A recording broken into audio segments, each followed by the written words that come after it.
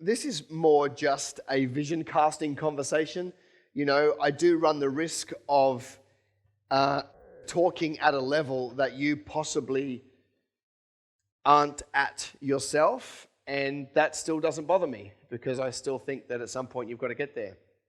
And, you know, one of the things that you should be reminded of when we talk about legacy and the big picture and the great impact is that what you don't want to do is have a prejudice about your great future when you put it through the lenses of where you are today. Because I've got a Bible full of stories of people who thought they were going to go nowhere and ended up doing something absolutely great. So I think we need to be able to rise above a circumstance and just understand that when we collaborate with the King of the universe, we do become unstoppable. And I think I've said to you guys before, as humans, we tend to completely overestimate what we can do in 1 year, right? And you've proven that on your 90-day plan. And completely underestimate what we can do in 10 years or a life because of the compound effect of growing and improving and getting better and building. At the end of a life, in terms of wealth creation and business, it can be absolutely massive. Now, how do we know that that's true? Well, there are first-generation billionaires in this world who have done it without God. So you can do a lot in a life if you do it with God. And, you know, we kind of spoke a little bit yesterday about some of the kind of deals that we can get into, and I guess I want to talk about those. I want to talk about the big picture, the good stuff, the fun stuff, and what does it all mean? Because the way I kind of look at it for my life is there will be one day when it's nearly over for me, and I praise God and hope that it's not soon. But there'll be one day when it's nearly over. And by the way, at that point, it's too late to go back and do anything great with your life. And I kind of feel like at that point where it's nearly over for me, I will have either traded my life for a big dream or a small dream, but either way, the price is the same. It's still my life. And one of the things that wakes me up every day is the thought of the possible regret that could come from getting to the end and realizing that I played small. That gets me up every day. That's part of my internal motivation for wanting to do as much as I can. And so, do you ever play that game with yourself where you're like, I wonder what I'd like on my tombstone? Have you ever like, what kind of, some of you are like, yes, some of you are like, no, that's weird. All right, so that's fine. Well, I do, and I change, by the way, it changes every 5 seconds what I'd like on my, like, there's not one thing, you know, like, yeah, so I guess that's what I mean by legacy. Like, what is that? Here's a question. How is the kingdom better because of your life? How is the kingdom better because of your existence on earth? Because you know 99% of Christians never leave a mark.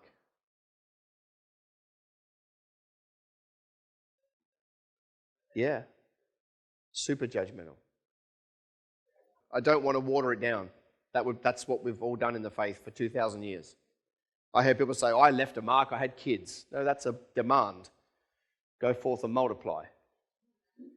You know, like I just don't want to, I want to lift the level of conversation.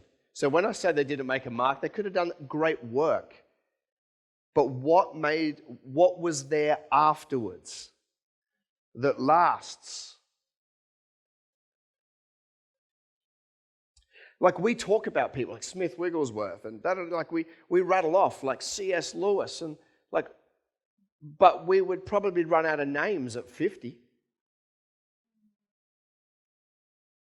Billy Graham, Reinhard Bonnke. Whew. Do you know what I mean? Like, that's what I mean. I mean the big stuff. And so I think it's available, by the way, to all of us. I think if we actually tapped into all the gifts and talents he's got for us, there would be an indelible impression that we would leave in our life. And it wouldn't be like Billy Graham or Reinhard Bonnke. It would be whatever God's called for you. ultimately probably something to do with business.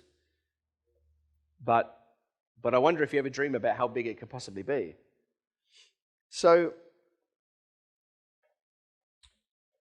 that's kind of fun for me to kind of have those conversations, and also probably a little bit heavy. And I know that I do run the risk of kind of making it heavier than you have potentially made it before. And I base all that on the fact that Paul talks about the judgment seat of Christ, which is proper scary when you go and study what that means, right? That's one day we're going to face our Creator and give an account. And that's not an account for the sins because they've been paid for, which is the best story in the world. It's an account for the gifts that we were given and how we played. And I kind of think to myself, when Paul died, he would have had his chest out when he walked into heaven because he had done a fairly good job and left an indelible impression. So I want to be a little bit more like that. And so when I think about that end game and that big picture and the gravity that it comes with, I have to then by default come back to the day that I'm in now and go, is what I'm doing today and is my thinking today lining up with that crazy, ridiculous legacy, change the world kind of thinking that I want to have at the end of my life? Because if what I'm doing today is not lining up with where I want to be in the future, then I'm just not doing nothing more than kidding myself. And so that's kind of where I want to come back to, right? Legacy is great and it's a big picture, but we've got to come back to today and go, what is it? What is it about my behavior? What is it about my thinking? What is it about my doing that I really need to look at to make sure I'm on the right path to achieving something great? So I want to basically distill this conversation down into the money side of things, which could very well be the least important aspect of the legacy, but still an important part of the legacy. So I don't want to make money to be more important than anything else. It's an important part of the journey, but it's not more important than things like salvation, right? So please understand. But from my perspective, I feel like it's a conversation that we need to have, even though it's not the most important. And so I want to look at the behavior that we have right now and look at wealth creation as a concept. And what does that look like? How do we even do wealth creation? Like, if you're like me, I've attended every seminar I possibly can. I've read the books. I've attended the courses. I've done the learning. And a lot of that's actually quite confusing. You know, it's like, should I buy shares or should I buy property? And I mean, like my parents, they have spent their life trying to work out the answer. But what did they not buy? If they had just picked the worst one of the two, they would have been better off, right? But indecision was a decision by default, and now they have that as the consequence, right? So you know, like, should it be shares? Should it be property? When you buy property, if you chose property as your answer, is it a buy and hold? Is it condominiums? Is it units? Or do you have to buy land because land's where the value is? Or do you flip houses to make money? Or should you actually be doing duplexes? Or should you build your own? Or should you buy old and renovate? What's the answer? Pick one, because the one you're not doing is making you no money, right? There are benefits. Some of them are better than others as strategies, that's for sure. Like flipping houses is a very hard way to make money because the distraction usually draws you away from the business that gives you money anyway. So the bit of money you make over here, you're lost over here. So you normally don't end up better off. But it takes a very disciplined person to flip houses in business. So, but I guess what I'm trying to say is there are many ways. There are many avenues to end up with a financial legacy. There are 1,000 ways to arrive at that outcome. There is no one. Anybody that says, I've got the secrets to wealth, you are smart enough. You don't need them. You just need to pick one, right? And do it, right? There are no secrets to wealth, right? And anybody that says they have, you need to run. So I kind of look at this thing and I want to shift our level of vision and maybe play for more wealth than you would have done if you hadn't come here today. That would be my goal. I don't want to put a limit on it. Not everyone's going to be a billionaire. Not everyone is going to be a billionaire. Not everyone's going to have 100 million. Not everyone's going to have 10 million. In fact, you could probably even say not everyone's going to have 1 million, although in Australia, that's a unit in Sydney. So it's not a big amount of money anymore. So I kind of want to look at this asset pool of, what is it? What is it that is in your financial legacy? And have you ever even given this some thought? Have you ever been given permission to give this some thought? So I kind of want to have a look at what is this end game for you, and understanding that it's okay, there's many different ways to get there.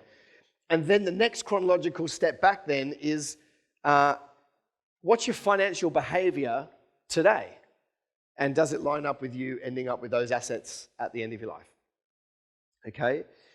The mistake that most people make with wealth creation, of course, is that they live for the moment. When it comes to finances, the vast majority of people do not think long term, they think short term, they think instant gratification, and that is robbing their legacy. So, for example, and this has become a joke, but it is a thing, spending $3,000 on a cruise when you're trying to grow a business is a stupid idea. And by the way, I don't just mean a cruise. What do I mean? An expensive holiday. No, by the way, I know it's all justifiable. I know it's all justifiable. Okay? Proverbs says, all things are justifiable by man. It goes on to say, but in the end, they lead to jail. So be super careful about what you justify. All right? You spend $3,000 on a holiday that you could have spent $500 on, and you've got $2,500 variance. It's like that's not a legacy. That's not enough to move the needle. But if you have a habit of investing instead of spending over a 10-year period, it starts to move the needle. And then when the compound effect kicks in, it gets serious real quick in terms of wealth creation and legacy. To the point where it actually will be surprising how much momentum you end up building with no effort. You end up with an insane amount of leverage because you end up with ever more with ever less. Because the asset base itself throws off enough to just keep growing by itself, and you don't have to keep pushing it, right? It's like the snowball. You push it to the point where downhill it becomes big enough that it rolls by itself. That's wealth creation. But most people don't go through the pain of pushing it to get enough momentum for it to roll by itself, because they would rather make short-term decisions like, I need to keep upgrading my phone to the new one because I need to look cool, instead of the old one will do and I'll save $500. Or I need to go and buy a nice ute because my customers will expect that, instead of going to buy a $10,000 ute with no payments. You've got a $50,000 ute that's burning $12,000 a month in your pocket, and yada, yada, yada. They're making, and it's because we can afford the payment that we've been brainwashed to thinking we can afford it. If you can afford the payment but you can't afford the car, you can't afford the car. So, no, I'm not saying don't finance. I'm not saying payments are evil. I'm saying that behavior of spending money on stuff that doesn't get you to your legacy is a really bad idea. And it's often small bits at the start of the journey that over time compound and start to move the needle. You buy an investment property and you start throwing $50 a week at the loan, on top of the interest at the principal, and then that becomes $100 a week, and then after a while, as you build a business, it becomes $200 a week and $500 a week and $6,000 a month and you look back over time and you're like, man, this thing's galloping speed. And then you buy da-da-da-da, and then that one's paid off and it buys you another one, and now you've got two rents paying off one, and then that gallops, and then you look back after 15, 20, 25, 30 years, and you think, man, now I can give money to my church every single week, and more money just keeps coming out of my asset pool, and I just keep throwing it, and I can't give it away because more keeps coming in. This is how we got to start thinking. This is not so that you can store up for yourself treasures on earth and have a great life and buy Maseratis and da-da-da-da. It's not for that. If you want to do that, that's fine. But if all of the money that you make goes towards that stuff, then you are part of the problem, not part of the solution. This is about building an asset base that can fund the extending of the gospel sustainably, right? And that's what we don't have in the faith at scale. We have a few people who are well-funded who underwrite big projects, but we don't have the business world at large underwriting big projects. And that's also not going to happen in a very short amount of time either. My concern is that, see, what happens is we go, oh man, like, imagine if all the entrepreneurs in Australia took this seriously and started doing it because they wanted to fund the kingdom. We're still 15 years away. Some people just go, stuff it. Instead of thinking, well, if I wait a year, it's still 15 years away. It's just 1 year further down the line. So I just think it's time, like we got to start paying the price and doing the work. I tell you something that's interesting. One of the wrestles that I had when I was first a believer in business was when I built an asset base for myself. Well, when I say it was for myself, like I wasn't just like, okay, let me try and put it in context. I've got 100 grand. Some people would say you should give that money away because otherwise you're storing up for yourself treasures on earth. You should just give that money away because there's a good need for it. My always rationale was like, no, I want to build an asset base. And then people would say, but that's for you. Like, that's your own thing. And I used to have that wrestle until I read about Joseph, who actually spent a long time acquiring assets, didn't give them all away, so that he could then use it to help the people of the day. So he didn't just give away everything he got. He acquired it for a long period of time, in his case, because a famine was coming, so that he could then use it later. That's what building up an asset base for the sake of the kingdom is all about. If you're building up an asset base for the sake of yourself, then you're storing up for yourself treasures on earth. If you're building up an asset base for the sake of the kingdom, then you're basically doing what he did, which is build up an asset base so that you can help later on. So I guess, the conversation that I like to have with a lot of people is your behavior today mapping to the outcome you want later when it comes to finances? And I think there's room for all of us to improve if we want to. And I will say to you, I'd love to say to you that you can have all things and you can live for now and you can have a great legacy and God will provide. I would love to say that, and that would tickle your ears and probably get 6 amens. Except everybody I know that's built a great legacy has had to go without for a long period of time to start that journey. And that's where people fall off the wagon, because they're like, I'm going to go without this year and build my asset base. Ooh, there's a sale on at David Jones. And then they find themselves down there possessed by the enemy buying stuff they don't need. By the way, when you give that bit of money away to whatever, it's gone forever. Right? When you buy stuff, it's gone forever. You have just given away the greatest part of your wealth building future, which is your income. When you give that away for shoes and watches and pens and laptops and phones and cars and holidays, you have just given away the biggest leverage factor of your future wealth. Now, I understand, like, please, you've got to hear my heart. It's okay if you buy shoes, pens, watches, and jet skis. It's just not okay if it's too early in the journey, because if it's too early in the journey, you're never going to get the other stuff. And I just think it's going to be proper embarrassing when you stand before the King of Kings and go, I didn't build a legacy as a gifted person for business. I actually had a jet ski, Lord.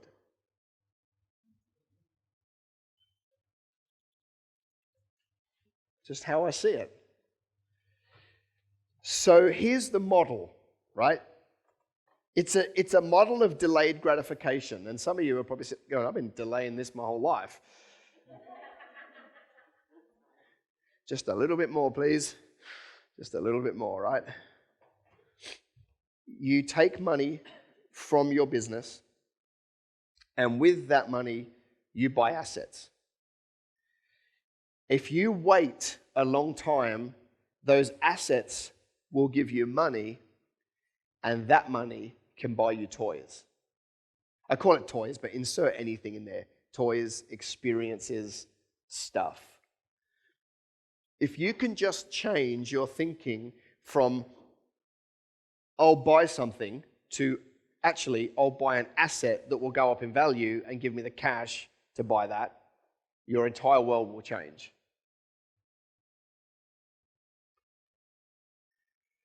For example, let's say your repayment on a nice car was $1,000 a month, just picking a random figure.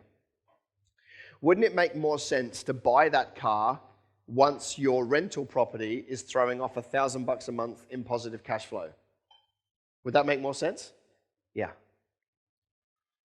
It's just that there could be 2, 3, 4 years between I want to buy it now and I'm going to wait for it when I can fully afford it.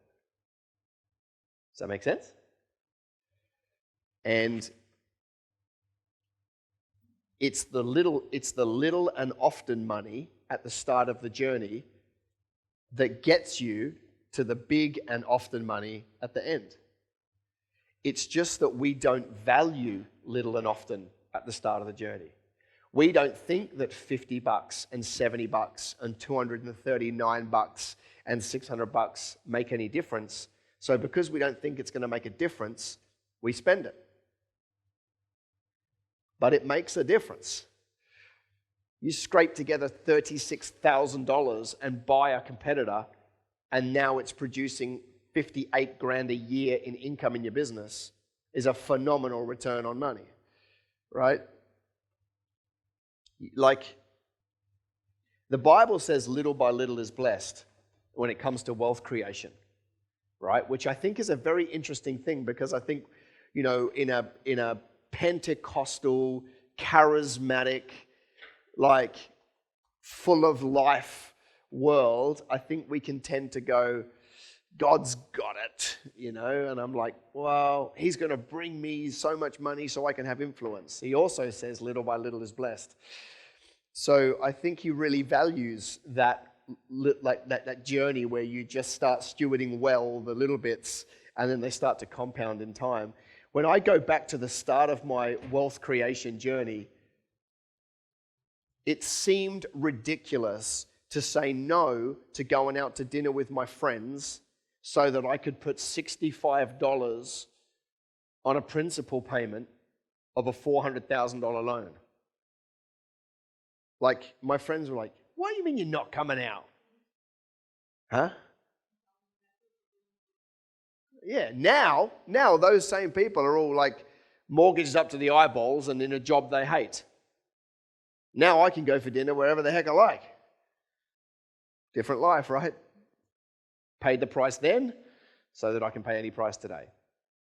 So, and I'm just kind of telling you that as a testimony to say it was a discipline for a long period of time when it looked like it was a stupid idea and not even really a thing. No sleep, no rest. Might crash, might wreck. But first I stretch. Time to run it all.